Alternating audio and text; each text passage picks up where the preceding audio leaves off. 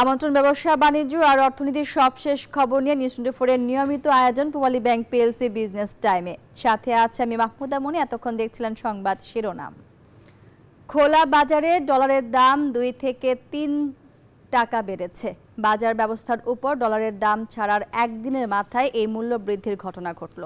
তবে বাংলাদেশ ব্যাংকের সার্বিক তত্ত্বাবধানে ও ক্রলিং পেগ পদ্ধতিতে ডলারের দাম আশপাশে থাকবে বলে জানান ডেপুটি গভর্নর। এদিকে ডলারের দাম বাজারের উপর ছেড়ে দেওয়ার মিশ্র প্রতিক্রিয়া জানিয়েছেন ব্যবসায়ীরা। আর নতুন পদ্ধতিতে মূল্যস্ফীতি উস্কে যাওয়ার শঙ্কা দেখছেন বিশ্লেষকরা।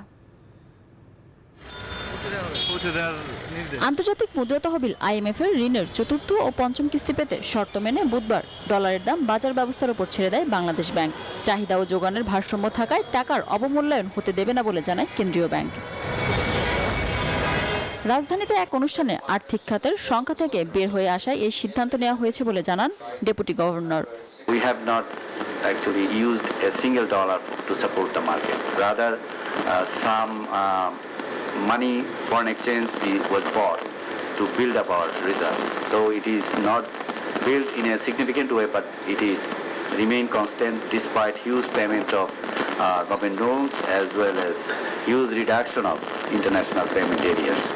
কেন্দ্রীয় ব্যাংকের পূর্ব নির্ধারিত দামেই বৃহস্পতিবার বিভিন্ন ব্যাংকে ডলারের কেনাবেচা হতে দেখা গেছে। তবে মানি এক্সচেঞ্জগুলো বলছে ডলারের দামের বাজার বুঝতে অন্তত এক সপ্তাহ সময় লাগবে।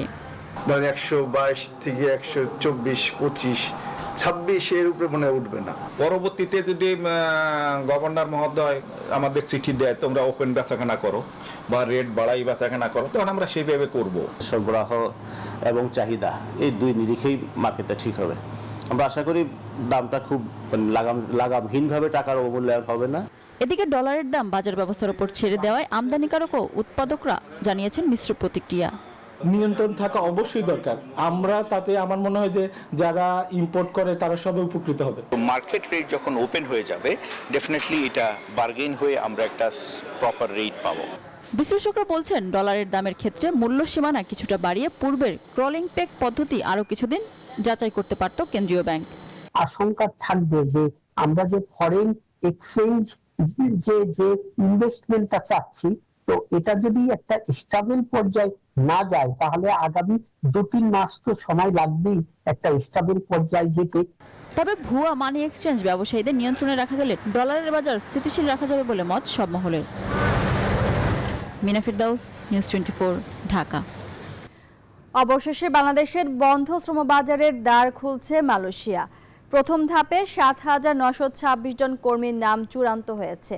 দেশটির 3 মন্ত্রীর সাথে বৈঠকের পর শ্রমবাজার নিয়ে সুখবর দেন আইন মন্ত্রণালয়ের উপদেষ্টা ডক্টর আসিফ নজরুল।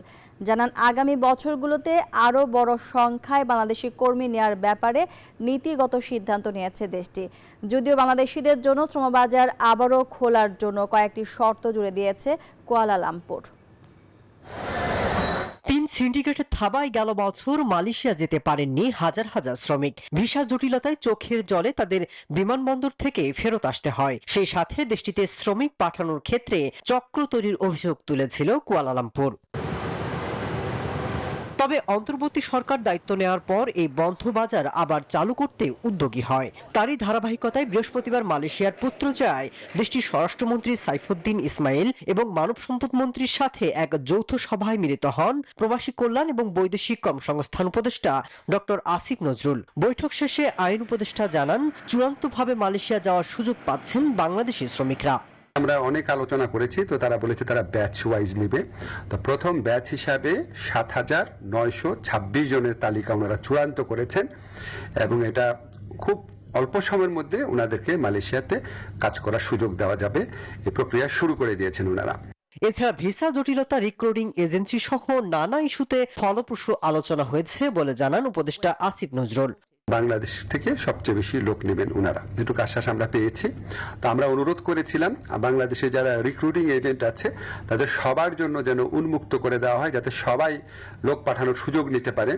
এটা আমরা অনেক ভালোভাবে বুঝিয়ে বলেছি, তো ওনারা বলেছেন ওনারা এটা ভালোভাবে বিবেচনা করে দেখবেন। আগামী কয়েক বছরে প্রায় 12 লাখ শ্রমিক নেবে মালয়েশিয়া। সেক্ষেত্রে বাংলাদেশের শ্রমিকের জন্য বড় সম্ভাবনা বলে মনে করছেন সংশ্লিষ্টরা। Masud Rana, news 24। LDC graduation নিয়ে আতঙ্কিত না হয়ে এর চ্যালেঞ্জ গ্রহণ করার আহ্বান জানিয়েছেন বাণিজ্য সচিব মাহবুবুর রহমান। বলেন, ইউরোপিয়ান ইউনিয়নকে লক্ষ্য করে সামনের দিকে এগিয়ে যেতে হবে। সকালে রাজধানীর একটি হোটেলে আয়োজিত সেমিনারে এসব কথা বলেন তিনি। উন্নয়নশীল দেশ বা এলডিসি উত্তরণে বিতর্ক চলছে লম্বা সময় ধরে। প্রায় সব পর্যায়ের উদ্যোক্তাদের মধ্যে ব্যবসায় নানাবিধ সুবিধা বঞ্চিত হওয়ার শঙ্কা কাজ করছে, কিন্তু অর্থনীতি বিশ্লেষক এবং সরকারের পক্ষ থেকে এই উত্তরণে রয়েছে জোরালো ভূমিকা। এলডিসি উত্তরণের ক্ষেত্রে বেসরকারি খাতের চ্যালেঞ্জ শীর্ষক এই সেমিনারের আয়োজক প্লাস্টিক পণ্য ব্যবসায়ীদের সংগঠন বিপিজিএমইএ, যেখানে আসন্ন চ্যালেঞ্জ উত্তরণে প্লাস্টিক খাতের গুরুত্বপূর্ণ ভূমিকা রাখার সম্ভাবনা তুলে ধরেন খাত সংশ্লিষ্ট উদ্যোক্তারা। আমাদেরও দেখা দেখি করে আমাদের এই প্রাইভেট সেক্টরের যারা এক্সপোর্ট ওরিয়েন্টেড না, এইরকম কারখানা সমূহ কিন্তু ধীরে ধীরে লিডের দিকে চলে যাবে। আমরা একদম স্পেসিফিক আপনাকে বলতে পারবো যে আমরা এই জায়গায় গিয়ে এই প্রবলেমটা ফেস করতেছি। এই জায়গায় অনুষ্ঠানে বিল্ডের পক্ষ থেকে বলা হয়, এলডিসি উত্তরণের পর পণ্যের সার্বিক গুণগত মান আন্তর্জাতিক সমমানে করতে বেসরকারি খাতকে গুরুত্ব দিতে হবে। গ্রাজুয়েশন স্টেজে ট্রান্সফরমেশনের জন্য আমাদের যে বিষয়গুলো প্রায়োরিটি দিতে হবে সেগুলো হচ্ছে quality, standard, compliance, environmental sustainability, এই বিষয়গুলো। এলডিসি ইস্যুতে আতঙ্কিত না হওয়ার পরামর্শ দেন বাণিজ্য সচিব। আমরা অন্যান্য মেজার্স যেগুলো বলেছেন সেটার পাশাপাশি অন্যান্য ডেভেলপিং কান্ট্রি কি কি করছে সেটা যেমন দেখছি, আর আমরা আরেকটা সাইডকে গুরুত্ব দেব, সেটা ইনভেস্টমেন্টকে ইনসেন্টিভাইজ করব। সেমিনারে বিভিন্ন কারখানায় শ্রমিকদের নানান ঝুঁকির বিষয়েও আলোচনা উঠে আসে। ফারজানারিয়া, নিউজ 24, ঢাকা। নিউজ 24 বিজনেস টাইমের সময় হলো একটা বিরতির, সঙ্গেই থাকুন। বিরতির পর আবারও স্বাগত জানাচ্ছি নিউজ 24 বিজনেস টাইমে।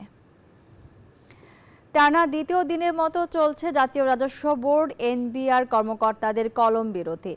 এনবিআর 2 ভাগ করে জারি করা অধ্যাদেশ বাতিলের দাবিতে এই কর্মসূচি পালন করেন সংস্থাটির কর্মকর্তা কর্মচারীরা।